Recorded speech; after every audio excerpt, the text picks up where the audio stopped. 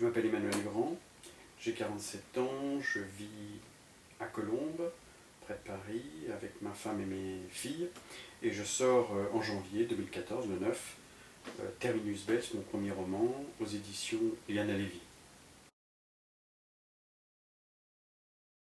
C'est l'histoire de Marko Voronin, un Ukrainien qui s'échappe de son pays et cherche à venir en France. Mais son périple va très très mal se passer puisqu'il va se retrouver pourchassé par la mafia et donc contraint de s'enfuir, de se cacher, ce qui va l'amener très à l'ouest, au large des côtes bretonnes, où il va se faire embaucher comme marin-pêcheur sur la petite île de Bells.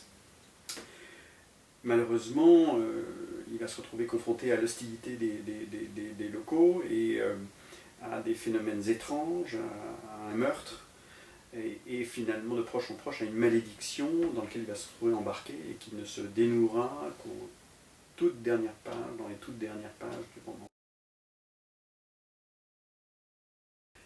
J'avais en fait vraiment envie pour ce premier roman de faire ce qu'on appelle en anglais un page turner, c'est-à-dire ces livres qu'on a tous lus, qu'on a beaucoup de mal à quitter quand on a commencé la lecture. Parce que je trouvais que cette mécanique qui embarque le lecteur dans une histoire trépidante était assez fascinante du point de vue de l'auteur. Évidemment, le polar se prête très très bien à ce genre. C'est aussi l'opportunité, le polar j'entends, de parler du réel. Et de parler, en l'occurrence dans mon livre, de la vie de ces pêcheurs et de leurs difficultés au quotidien.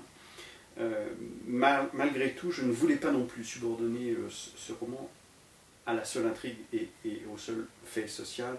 Je voulais aussi que ça soit l'opportunité pour le lecteur de toucher les lieux, sentir, de ressentir les personnages et leur complexité et leur humanité et leur chemin initiatique, bien entendu tout au long du roman. Donc il y a une ambition aussi dans ce polar, une ambition littéraire, j'entends.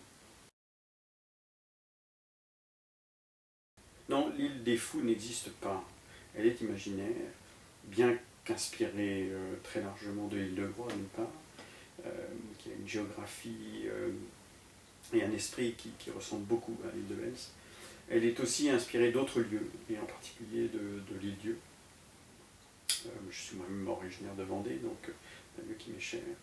Mais elle est surtout, je crois, la propriété du lecteur.